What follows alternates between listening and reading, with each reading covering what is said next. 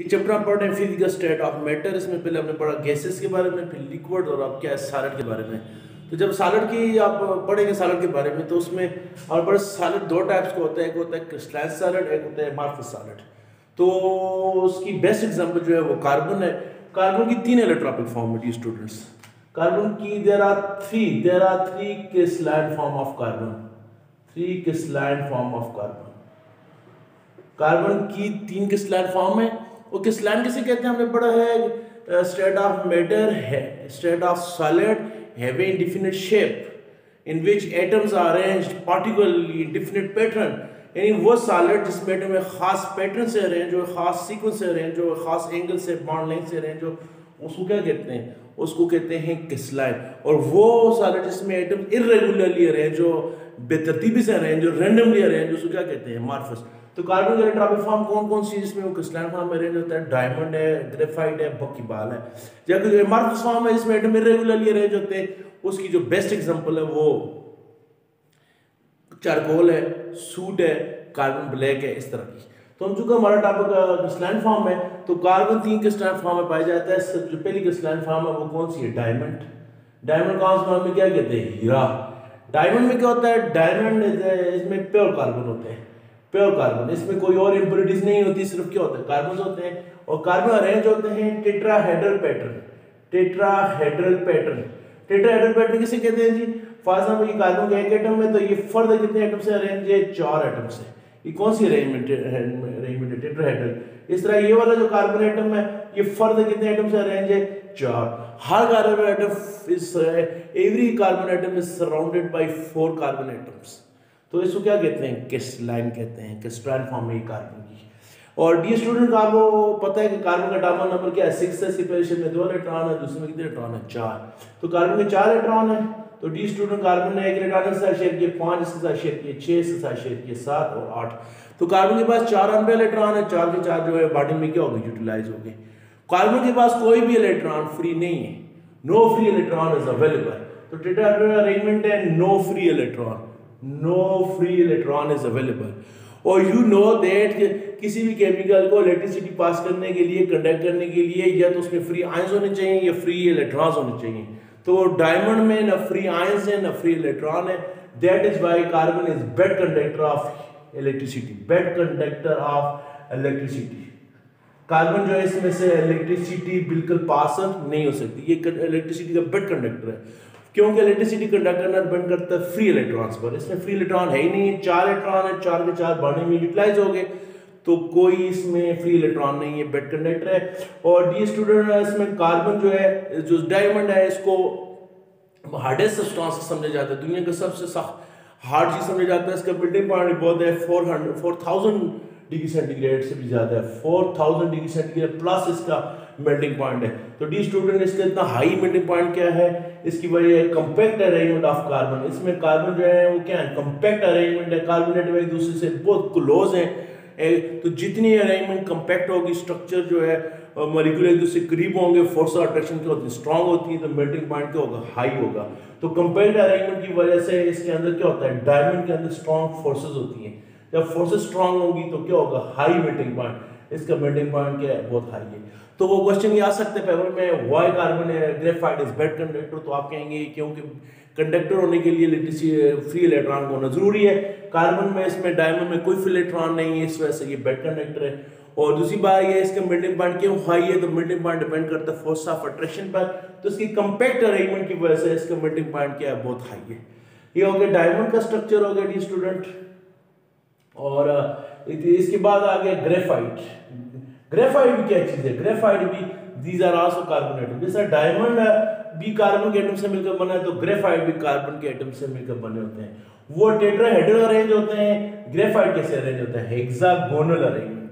Hexagonal arrangement कौन सी होती है डी स्टूडेंट?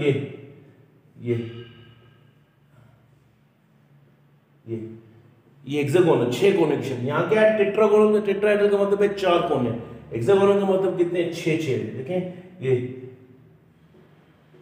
ये कौन सी अरेंजमेंट है? हेक्सागोनल। तो कार्बन एटम हेक्सागोनल अरेंजमेंट में क्या होते हैं? अरेंज होते हैं। और इस तरह ये वाला जो कार्बन एटम है ये फर्दर नीचे दूसरे कार्बन एटम के साथ ये क्या बनाएगा? लेयर की शक्ल में बनाएगा।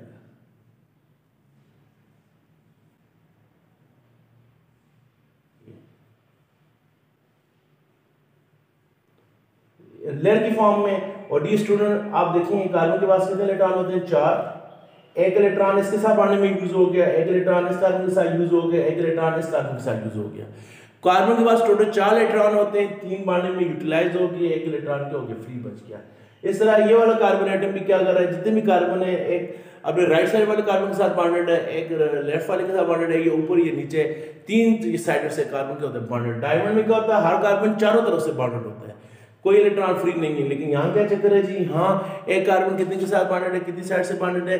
एक कार्बन 3 साइड से बॉन्डेड है। जब वो 3 साइड से बॉन्डेड होगा तो एक इलेक्ट्रॉन क्या हो जाएगा? बच जाएगा। अब इस कार्बन को देख रहे हैं, इसके बाद कितने इलेक्ट्रॉन है? 4 है। ये वाला इधर बॉन्डेड हो गया, ये वाला इधर बॉन्डेड हो गया, और एक कार्बन जो है ये इधर बॉन्डेड हो जाएगा, इधर बॉन्डेड हो जाएगा। ये तो 4 है, एक इधर बॉन्डेड हो गया, एक इधर हो गया, एक ऊपर हो गया, एक इलेक्ट्रॉन क्या हो गया? बच गया। तो जो ग्रेफाइट है इसमें एक जो कार्बन एटम है वो क्या होता है? फ्री होता है। फ्री एक इलेक्ट्रॉन फ्री होता है। इस फ्री इलेक्ट्रॉन की वजह से जो डायमंड है वो क्या है? डायमंड के अंदर फ्री इलेक्ट्रॉन है, और इस फ्री इलेक्ट्रॉन की वजह से diamond is good conductor of electricity. Diamond is good conductor of electricity. Diamond के अंदर कोई अब इलेक्ट्रॉन नहीं था, वो बेड कंडक्टर है। जो ग्रेफाइट है इसके अंदर फ्री इलेक्ट्रॉन है, इसमें 4 के 4 इलेक्ट्रॉन बांधने में यूटिलाइज हो गए, कोई इलेक्ट्रॉन फ्री नहीं है। इसमें कितने इलेक्ट्रॉन है? 4 थे, 3 बांधने में यूटिलाइज हो गए, एक इलेक्ट्रॉन बच गया। वो इलेक्ट्रॉन जो है फ्री इलेक्ट्रॉन कहलाता है, और उसकी वजह से जो ग्रेफाइट है वो बिजली का अच्छा कंडक्टर है। और ये जनरल नॉलेज है, ग्रेफाइट की फॉर्म में carbon is the only non metal that can conduct electricity. हमने ये पढ़ा है जितनी मेटल्स है वो इलेक्ट्रिसिटी कंडक्ट करती हैं, और जितनी नॉन मेटल इलेक्ट्रिसिटी कंडक्ट नहीं करती। लेकिन कार्बन वाहिद नॉन मेटल है जो इलेक्ट्रिसिटी कंडक्ट करता है, वो भी कब? जब कार्बन ग्रेफाइट की फॉर्म में होता है। आपने देखा वो सेल जो घड़ी के अंदर या गाड़ी में अगर बच्चों के खिलौने के अंदर जो सेल डालते हैं छोटे वाले, तो सेल अगर तोड़ दें तो उसके अंदर आपको एक ब्लैक किस्म का ब्लैक कलर का एक सिक्का सा नजर आता है, वो ग्रेफाइट होता है। वो सेल में क्यों डालते हैं? क्योंकि आपने पढ़ा है सेल के अंदर 2 चीजें होती है, एक कैथोड, एक क्या होता है? नोड। तो कैथोड और नोड उस चीज के बनते हैं जो कंडक्टर होता है, तो वो जो ग्रेफाइट है वो कंडक्टर है, इसलिए उसके मिलकर बने होते हैं। ठीक हो गया डी स्टूडेंट। इसके अलावा जिसका हमने पढ़ा था कि जो डायमंड है ये बहुत क्या होता है? हार्ड होता है, जबकि इसकी अपोजिट जो है इसके अंदर जो आपका ग्रेफाइट है उसमें क्या होता है? Layer arrangement. यानी जितने भी एटम्स होते हैं वो किसकी फॉर्म में अरेंज होते हैं? लेयर्स की फॉर्म में। Atoms arrange the form of layers, atoms layer की फॉर्म में अरेंज होते हैं। जब लेयर की फॉर्म में अरेंज होगी तो क्या होगा? Weak forces of attraction. इनके अंदर में फोर्स ऑफ अट्रैक्शन क्या होती है? वीक होती है। जब फोर्स ऑफ अट्रैक्शन वीक होगी तो क्या होगा? लो उसका ये क्या है? बहुत सॉफ्ट होता है। जो आपका डायमंड है ये क्या है? बहुत हार्ड है, इसका मेल्टिंग पॉइंट क्या है? बहुत ज्यादा। जबकि आपका जो ग्रेफाइट है बहुत नरम होता है, और जिसकी वजह से इसका मेल्टिंग पॉइंट भी क्या है? बहुत कम है। तो ये हार्ड क्यों है? फोर्सेस स्ट्रांग है। ये सॉफ्ट क्यों है? फोर्सेस वीक है। यानी आप ये कह सकते हैं कि कोई चीज का मेल्टिंग वॉल्यूम पॉइंट भी किस पर डिपेंड करता है? फोर्सेस ऑफ अट्रैक्शन पर। फोर्सेस स्ट्रांग थी, मेल्टिंग पॉइंट हाई है। फोर्सेस वीक है, मेल्टिंग पॉइंट लो है। फोर्सेस हाई है, स्ट्रांग है डायमंड के अंदर, ये बहुत हार्ड है। फोर्सेस वीक है, ये क्या है? बहुत सॉफ्ट है। आपने जो ग्रेफाइट है वो देखा भी होगा, ये जो पेंसिल होती है लेड पेंसिल, इसके अंदर जो सिक होता है वो भी किस किस्म का बना होता है? ग्रेफाइट का। वो कितना नरम होता है, जरा से इस तरह करता है बच्चा तो वो क्या हो जाता है? टूट जाता है। तो सॉफ्ट क्यों होता है? वीक फोर्सेस की वजह से। तो इनकी ये दो प्रॉपर्टीज हैं। ये स्ट्रक्चर है टेट्रागोनल स्ट्रक्चर, इसका हेक्सागोनल स्ट्रक्चर। इसमें कार्बन एटम अरेंज होते हैं स्ट्रॉन्ग कंपैक्टली अरेंज होते हैं, यहाँ लूजली अरेंज होते हैं। इसके अंदर फ्री इलेक्ट्रॉन है, इसके अंदर फ्री इलेक्ट्रॉन नहीं। ये हार्ड है, जो डायमंड है वो हार्ड है, ग्रेफाइट क्या है? सॉफ्ट है। इसका मेल्टिंग पॉइंट हाई होता है, इसका मेल्टिंग पॉइंट क्या होता है? लो होता है। ये थी कंपैरेटिव प्रॉपर्टीज ऑफ ये जो आपके डायमंड है उसकी कंपैरेटिव प्रॉपर्टीज हैं।